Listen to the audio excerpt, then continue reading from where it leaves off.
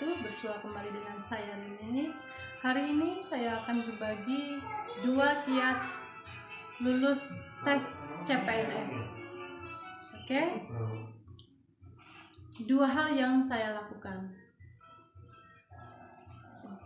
2 hal yang saya lakukan yang membuat agar saya lulus tes CPNS dengan murni, yaitu yang pertama adalah amalan dan yang kedua adalah ritual keramat. Untuk amalan yang saya lakukan adalah amalan sholat hajat selama 40 hari atau 40 malam tanpa berhenti kecuali kita sedang uzur. Dan ketika kita sudah selesai masa uzur kita lanjut kembali. Nah, saya akan berbagi pengalaman saya tahapan demi tahapan dan ceritanya tahapan demi tahapan dan proses hingga saya bisa lulus tes CPNS. Yang pertama adalah pada saat itu awal mulanya saya sudah tidak ada keinginan lagi untuk ikut tes CPNS. Karena apa? Karena banyak sekali isu beredar bahwa tes CPNS itu harus bisa lolos. Untuk menjadi pegawai negeri sipil itu harus lolos dengan menggunakan uang atau lain sebagainya. Saya sempat termakan isu tersebut.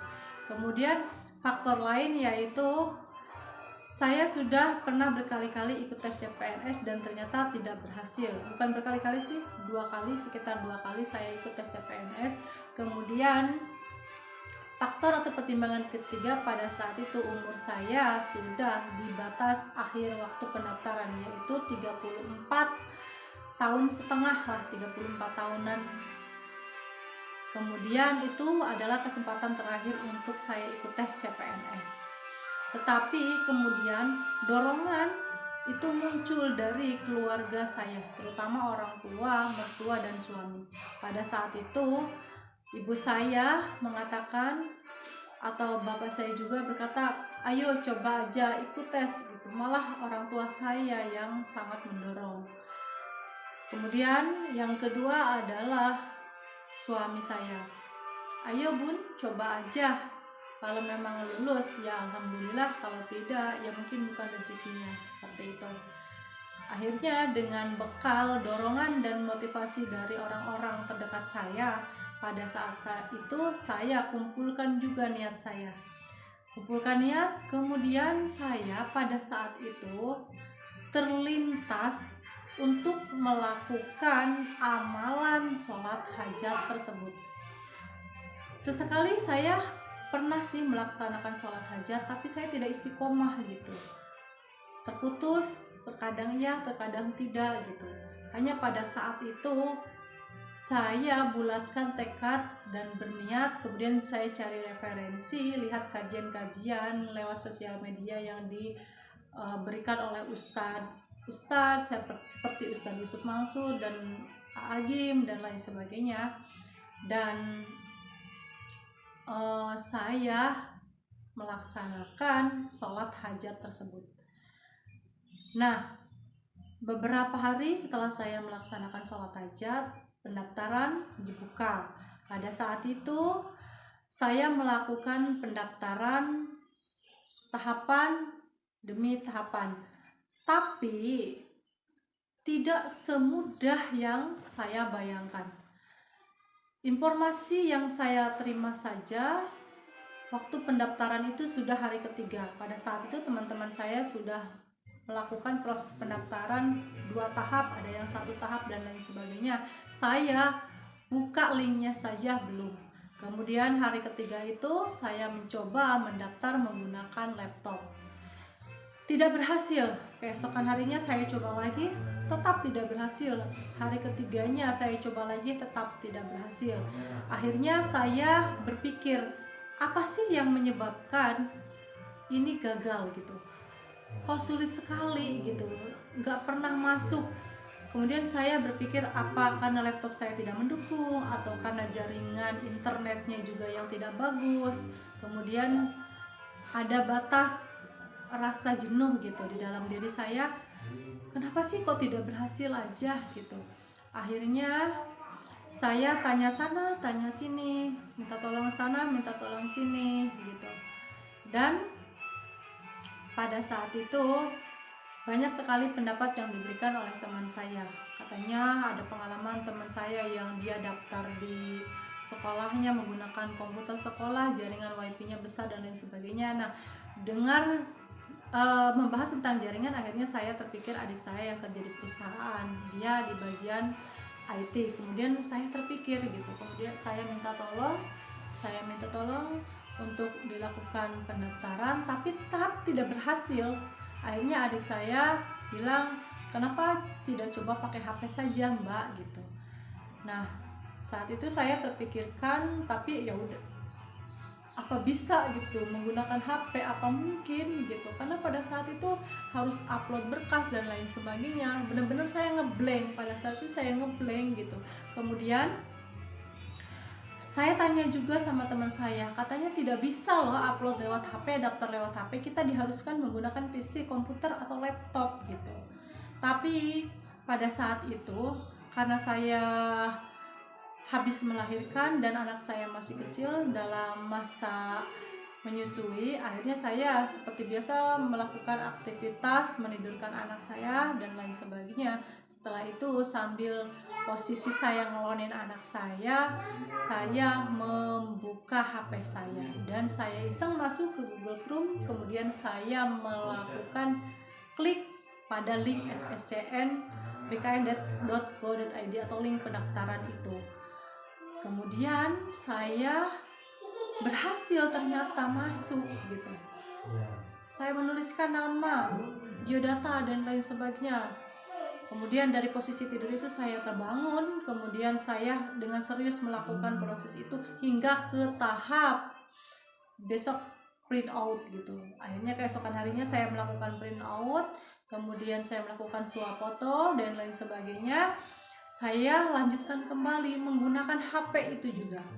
Menggunakan HP itu saya melakukan pendaftaran, kemudian selesai tahapan demi tahapan, tibalah pada tahapan upload berkas. Saya pun upload berkas atau saya pun menggunakan scanner yang ada di aplikasi HP saya untuk scan seluruh bahan atau dokumen yang mau saya upload di link pendaftaran itu. Saya menggunakan aplikasi scanner tersebut. Kemudian pada saat itu saya melakukan proses itu setelah selesai sholat isya. Saya melakukan proses upload itu, kemudian ternyata sulit lagi masuk link gitu. Setelah selesai saya menyiapkan berkas, proses scanner selesai, ternyata saya tetap tidak bisa masuk lagi ke link, susah lagi gitu. Sampai saya lupa waktu, tidak sadar kalau itu sudah tengah malam. Saya melihat jam pada saat itu pukul 1:30 malam. Akhirnya saya tiba pada titik jenuh, capek, ngantuk dan lain sebagainya. Saya hampir tidak melanjutkan proses itu gitu. Tapi hati saya tergerak dan saya teringat bahwa setelah sholat isya tadi saya belum melakukan sholat hajat itu gitu. Akhirnya saya ambil wudhu, saya melakukan sholat hajat 2 rakaat, berdoa. Selesai berdoa, saya buka kembali HP saya dengan menggunakan mukena, masih dengan menggunakan mukena, belum lepas mukena. Saya selesai sholat hajat itu saya buka kembali HP saya dan ternyata proses memutar atau loading itu tak aja langsung masuk gitu. Masuk, kemudian proses upload satu demi satu dokumen, diupload lagi satu demi satu dokumen itu sampai selesai dan saya melihat keluar ternyata itu sudah menunjukkan pukul 5:30. Jadi proses saya dari ba'da isya tadi selesai jam 5:30 subuh, saya melaksanakan sholat itu pukul 5:30, baru selesai proses pendaftaran tahap 1 gitu. Sungguh luar biasa perjuangannya gitu, sungguh luar biasa ujiannya. Semalam aja itu ujiannya yang membuat iman kita naik turun, mood kita naik turun itu banyak sekali gitu. Dan ternyata dengan keyakinan bahwa Allah pasti menolong kita pada saat kita kesulitan, ternyata proses pendaftaran itu berhasil gitu. Yang udah seminggu lebih itu ternyata berhasil pada saat semalam itu saya lakukan. Kemudian tahap berikutnya adalah pengumuman. Nah, sampai ke tahap pengumuman itu saya rutin melaksanakan sholat hajat tersebut. Insya Allah saya melihat kajian dari Ustadz itu bahwa ya kalau bisa 40 hari 40 malam itu tidak putus gitu. Sholat hajat tersebut tidak putus, istiqomah melakukannya gitu. Kemudian saya juga waktu itu berpikir sholat hajat saya diterima atau enggak ya, tapi ya udah minimal kita sudah melaksanakan dengan ikhlas dan dengan sungguh-sungguh gitu. Akhirnya tiba pada saat pengumuman, ternyata saya masuk. Nah, setelah saya masuk pengumuman, biasa saya mempersiapkan dengan belajar. Modalnya HP juga, HP kecil, HP yang biasa, HP yang tidak bagus gitu. Saya melakukan persiapan, belajar sambil ngomong anak saya, menyusui dan lain sebagainya. Kemudian setelah itu proses tes saya melaksanakan tes. Tapi ada ritual-ritual yang keramat yang saya lakukan dari perjalanan tahapan satu ke tahapan berikutnya. Apa ritual keramat itu? Ritual keramat itu adalah meminta maaf dengan tulus dan mengakui kesalahan-kesalahan kita, kesalahan yang kita perbuat baik terhadap Allah, orang tua, dan juga suami. Itu ritual keramatnya. Jadi kita meminta maaf kepada orang tua, meminta maaf kepada keluarga kita, dan ternyata permintaan maaf serta doa dan restu dari keluarga kita itu adalah ritual yang paling keramat dari seluruh ritual yang ada di bumi ini. Kemudian tiba pada saat itu waktunya tes, ternyata nilai saya tidak passing grade.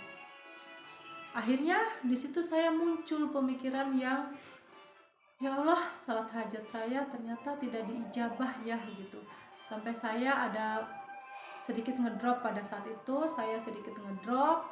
dan kemudian selang beberapa hari ternyata ada informasi untuk kuota kurang jika hanya menggunakan P1 atau passing grade. Akhirnya muncullah tentang keputusan perankingan itu. Perankingan, akhirnya saya masuk P2 pada saat itu.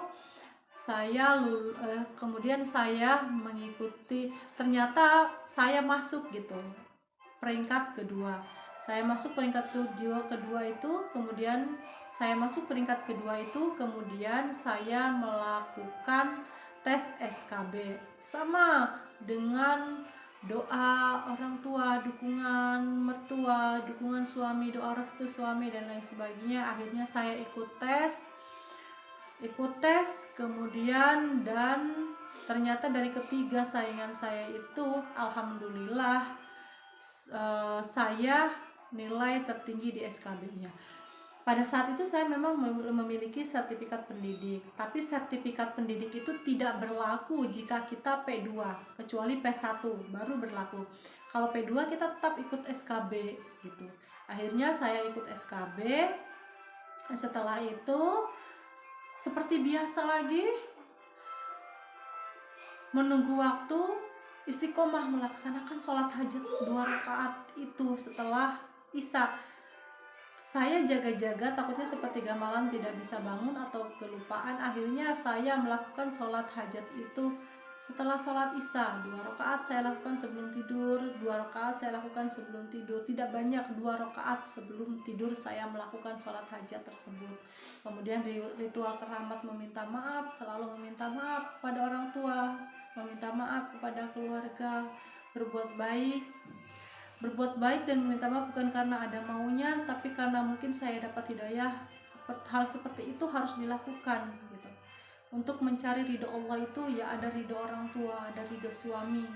Nah setelah itu muncul atau tiba waktunya pengumuman, dan alhamdulillah ternyata saya masuk dan lulus. Hingga sekarang saya sudah hampir 2 tahun menjadi PNS. Mungkin banyak cerita-cerita yang berbeda dari teman-teman. Teman-teman sendiri, teman-teman yang lain mungkin punya ceritanya. Tapi pelajaran yang saya ambil dari pengalaman saya sendiri bahwa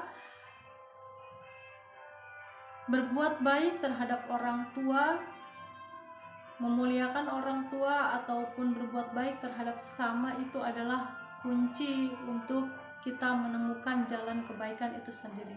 Kemudian anjuran-anjuran yang diajarkan di dalam Al-Quran ataupun amalan-amalan yang diminta untuk kita melaksanakan apabila kita punya keinginan, yaitu salah satunya faedah sholat hajat, kemudian sholawat dan lain sebagainya.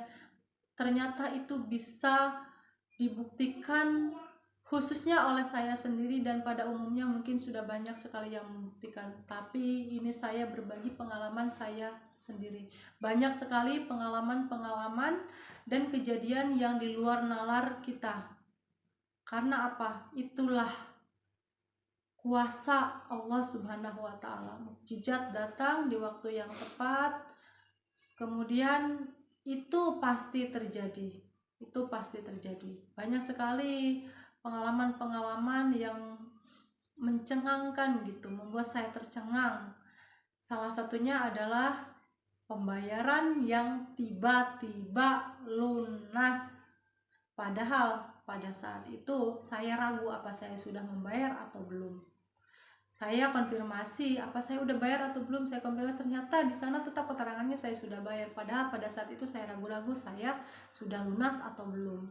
Nah itu juga bisa kita peroleh dengan kita mengamalkan apa yang dianjurkan oleh Al-Quran. Kemudian kita melakukan ritual-ritual keramat yang sifatnya sederhana tapi sifatnya keramat itu. Jadi kita tidak usah meminta kesana kemari. Pembelajarannya menurut saya kita tidak usah meminta kesana kemari berbuat syirik, musyrik dan lain sebagainya. Cukup kita meminta terhadap Allah Subhanahu wa Ta'ala. Kemudian kita berusaha untuk menata hati kita, mengatur hati kita, dan kita percaya bahwa Allah itu akan memberikan apa yang kita butuhkan, bukan memberikan yang kita inginkan. Meskipun sekarang saya belum cukup secara materi, tapi pengalaman ini juga sedikitnya mudah-mudahan bisa bermanfaat untuk orang lain dan bisa memotivasi orang lain untuk tidak berputus asa, putus harapan, dan tetap berusaha dan mencoba. Itu saja pengalaman yang saya ceritakan. Satu amalan sholat hajat 40 hari tanpa berhenti, dan selanjutnya dilakukan aja karena memang kita manusia, sebagai manusia banyak sekali keinginannya. Dan satu lagi ritual keramat adalah berbuat baik terhadap keluarga dan memuliakan orang tua. Jangan lupa untuk memuliakan orang tua, selalu meminta maaf setiap detik kepada orang tua, karena ridho Allah adalah ridho orang tua. Ridho Allah adalah ridho suami. Semoga kita semua bisa mengamalkannya. Terima kasih, itu saja. Assalamualaikum warahmatullahi wabarakatuh.